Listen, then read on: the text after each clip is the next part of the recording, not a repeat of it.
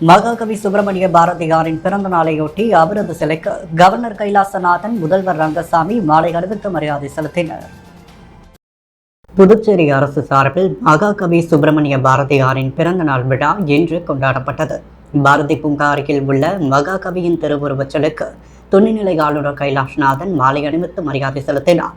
முதலமைச்சர் ரங்கசாமி, பொதுப்பணித்துறை அமைச்சர் லட்சுமி நாராயணன், வேளாண் அமைச்சர் தேனி ஜெயக்குமார், சட்டமன்ற உறுப்பினர் KSP ரமேஷ், லட்சுமிகாந்தன் ஆகியோரும் மாலை அணிவித்து மரியாதை செலுத்தினர்.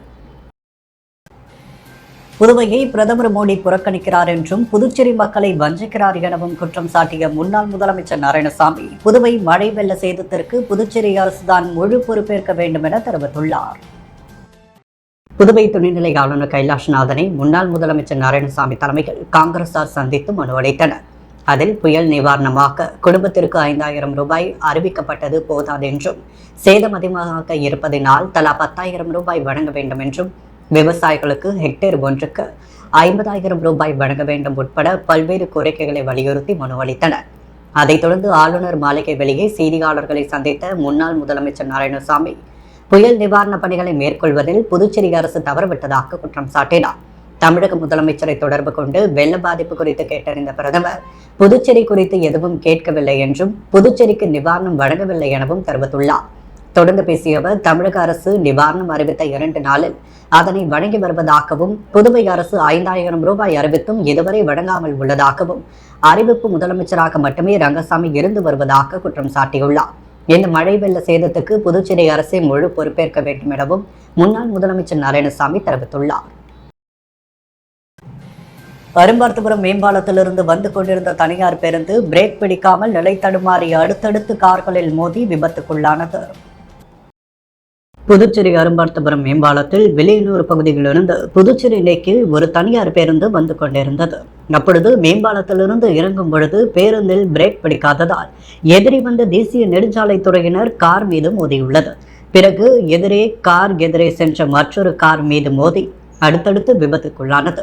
இந்த விபத்தில் அதிர்ஷ்டவசமாக எந்தவித உயிர் சேதமும் ஏற்படவில்லை. தகவல் அறிந்தும் கோரிமேடு போக்குவரத்து போலீசார் சம்பவ இடத்திற்கு சென்று விபத்தில் சிக்கிய பேருந்து, கார் ஆகியவற்றை அப்புறப்படுத்தினர்.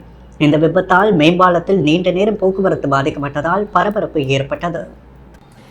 புதுவை ராஜ்பவன் தொகுதிக்குட்பட்ட சின்னையாபுரம் பகுதியில் புயலால் பாதிக்கப்பட்ட மக்களுக்கு சட்டமன்ற உறுப்பினர் VP ராமலிங்கம் வீடு வீடாக சென்று 5 கிலோ அரிசி வழங்கினார். வங்கக்கடலில் உருவான குறைந்த காற்றழுத்த தாழ்வு நிலை பெங்கல் புயல் புதுச்சேரியை புரட்டி போட்டது. புதுவையில் பல இடங்களில் வீடுகளுக்குள் தண்ணீர் புகுந்து சாலைகள் மற்றும் வீடுகளுக்குள் வெள்ள நீர் புகுந்தது. இதனால் பாதிக்கப்பட்ட மக்களுக்கு உதவும் வகையில் BPR அறக்கட்டளை சார்பில் ராஜ்பவன் தொகுதிக்குட்பட்ட பல்வேறு இடங்களில் தொடர்ச்சியாக நலத்திட்ட உதவிகள் வழங்கப்பட்டு வருகிறது.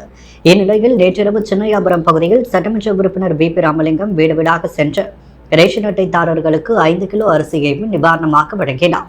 இந்த நிகழ்ச்சியில் ராஜ்பவன் தொகுதி பாஜக தலைவர் நாகராஜன் மற்றும் ராஜ்பவன் தொகுதி பாஜக பொறுப்பாளர் ஆனந்த கண்ணன், நகர மாவட்ட துணைத் தலைவர் ஆனந்த பாஸ்கர், OBC மாநில அணி துணை தலைவர் ஸ்ரீனிவாச பெருமாள் மற்றும் ராஜ்பவன் தொகுதி பாஜக நிர்வாகிகளான அருண்குமார், ரவி, பாக்கியா, சாந்தி, உமா மகேஸ்வரி, ராகுல் மற்றும் ராஜ்பவன் தொகுதி சேர்ந்த பாஜக நிர்வாகிகள் கலந்து கொண்டு கனமழை மற்றும் புயலால் பாதிக்கப்பட்ட வீடுகளுக்கு நலத்திட்ட உதவிகளை வழங்கினர்.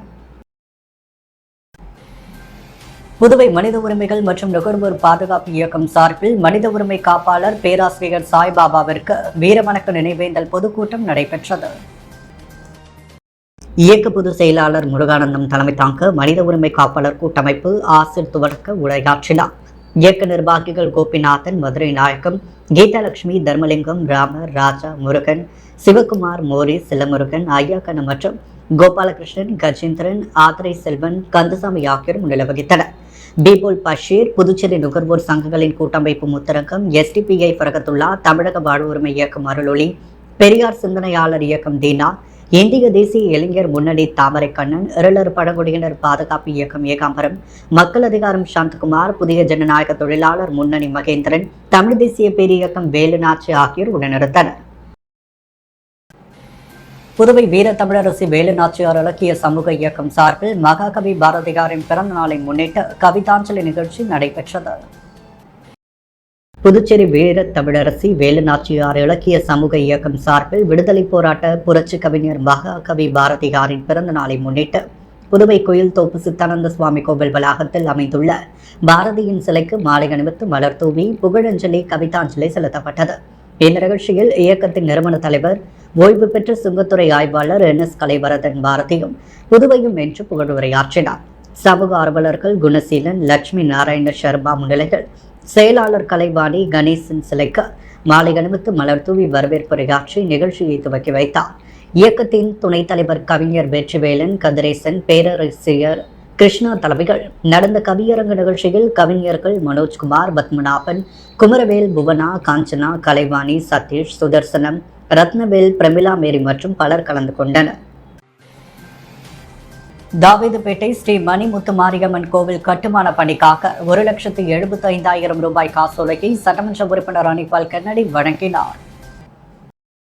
புதுச்சேரி உப்பளம் தொகுதிக்குட்பட்ட வானரப்பேட்டையை சார்ந்த தாவீதுபேட்டை பகுதியில் உள்ள ஸ்ரீ மணிமுத்து மாரியம்மன் கோவில் கட்டுமான பணிக்காக 1,75,000 ரூபாய் காசோலையை தொகுதி சட்டமன்ற உறுப்பினர் அனிபால் கென்னடி இந்து அறநிலையத்துறை மூலம் முதலமைச்சரிடமிருந்து பெற்று 2வது தவணையாக வழங்கினார். முன்னராக 1,75,000 ரூபாய் அளித்துள்ளார். இதுவரை 3,50,000 ரூபாய் இக்கோவிலுக்காக வழங்கப்பட்டுள்ளது. அதைத் தொடர்ந்து தொடர்ச்சியாக புயல் மழையில் பாதிக்கப்பட்ட பகுதிகளுக்கு சென்று நிவாரண உதவியாக அரிசி, தார்பாய் ஆகியவற்றை வழங்கினார். அப்பொழுது தொகுதி துணை செயலாளர் ராஜி மற்றும் நிசா, மாநில மீனவர் அணி துணை அமைப்பாளர் விநாயகமூர்த்தி, கிளை செயலாளர்கள், கழக சகோதரர்கள் உடனிருந்தனர். புதுவையில் காலை முதல் பரவலாக மழை பெய்து வரும் நிலையில் பள்ளி கல்லூரி செல்லும் மாணவர்கள் மழையில் நனைந்தபடி பள்ளி கல்லூரிக்கு சென்றனர். தென்கிழக்கு வங்கக்கடல் மற்றும் கிழக்கு இந்திய பெருங்கடல் பகுதிகளில் உருவாகியுள்ள குறைந்த காற்றழுத்த தாழ்வு பகுதி காரணமாக புதுவையில் காலை முதல் பரவலாக மழை பெய்து வருகிறது. குறிப்பாக கடற்கரை சாலை, உப்பளம், காமராஜ் நகர், தலாசுப்பேட்டை, லாஸ்பேட்டை, புதிய பேருந்து நிலையம் உள்ளிட்ட நகர பகுதிகளிலும் கோரிமேடு, வில்லியனூர், பொத்துக்கண்டு, கவலக்குப்பம், பாகூர், செல்லிப்பட்டு உள்ளிட்ட கிராம பகுதிகளிலும் மழை பெய்து வருகிறது. இந்த நிலையில் மழை காரணமாக பெற்றோர்கள், மாணவ மாணவிகள் சிரமப்பட்டனர். பலர் மழையில் நனைந்தபடியும் சில மாணவர்கள் ஆட்டோவிலும் சென்றனர். சில பெற்றோர்கள் தங்களது குழந்தைகளை இருசக்கர வாகனங்களில் மழையில் நனைந்தவாறே பள்ளிக்கு அழைத்து சென்றனர். மேலும் வாகன ஓட்டிகள், வேலைக்கு செல்பவர்கள் அவதியடைந்தனர். மகாகவி பாரதியாரின் பிறந்த நாளையொட்டி அவரது இல்லமான அருங்காட்சியகத்தில் உள்ள அவரது உருவப்படத்திற்கு முதலமைச்சர் ரங்கசாமி மலர் தூவி மரியாதை செலுத்தினார். மகாகவி பாரதியாரின் பிறந்த நாள் விழா இன்று கொண்டாடப்பட்டது. இதையொட்டி புதுவை ஈஸ்வரன் கோவில் வீதியில் உள்ள அவரது இல்லமான அருங்காட்சியகத்தில் அலங்கரித்து வைக்கப்பட்டிருந்த உருவப்படத்திற்கு முதலமைச்சர் ரங்கசாமி மலர் தூவி மரியாதை செலுத்தினார். தொடர்ந்து அமைச்சர் லட்சுமி நாராயணன், சட்டமன்ற உறுப்பினர் KSP ரமேஷ், லட்சுமிகாந்தன் ஆகியோர் மலர் தூவி மரியாதை செலுத்தினர். அதைத் தொடர்ந்து கலைமாமணி டாக்டர் நமச்சிவாயம், தமிழறிஞர் கோ பாரதி மற்றும் தமிழறிஞர்கள் கலைமாமணி விருது பெற்றோர், தமிழ் ஆர்வலர்கள், பொதுமக்கள், சமூக ஆர்வலர்கள், மாணவ மாணவிகள் பலர் கலந்து கொண்டு மலர் தூவி மரியாதை செலுத்தினர். இந்தியாவிலேயே முதன்முறையாக புதுவை அரசு பொது மருத்துவமனையில் மாலை நேர வெளிப்புற நோயாளிகள் சிகிச்சை பிரிவு துவங்கப்பட்டுள்ளது. புதுச்சேரி நகர பகுதியில் இந்திரா காந்தி அரசு பொது மருத்துவமனை உள்ளது. இங்கு புதுவை மற்றும் தமிழக பகுதிகளைச் சேர்ந்த நூற்றுக்கணக்கானோர் தினந்தோறும் வந்து சிகிச்சை பெற்று செல்கின்றனர். மருத்துவமனையில் திங்கள் முதல் வெள்ளி வரை காலை 7:30 மணி முதல் 10:30 மணி வரை வெளிப்புற நோயாளிகளுக்கு சிகிச்சை அளிக்கப்படுகிறது. சனிக்கிழமைகளில் காலை 8 மணி முதல் 9:30 மணி வரையிலும், ஞாயிற்றுக்கிழமை காலை 8 மணி முதல் 9 மணி வரையிலும் வெளிப்புற நோயாளிகள் சிகிச்சை பெற்று வருகின்றனர். இதனால் கூலி வேலை செல்லும் மக்கள், அமைப்பு சாரா தொழிலாளர்கள் காலை நேரங்களில் மருத்துவமனைக்கு வருவதால் வருவாய் பாதிப்பு ஏற்பட்டது. இதனால் அரசு மருத்துவமனைகளில் மாலை நேர வெளிப்புற நோயாளிகள் சிகிச்சை பிரிவு துவங்க வலியுறுத்தினர். இதை ஏற்று கவர்னர் கைலாஷ்நாதன் மாலை நேர சிகிச்சை பிரிவு துவக்க உத்தரவிட்டார்.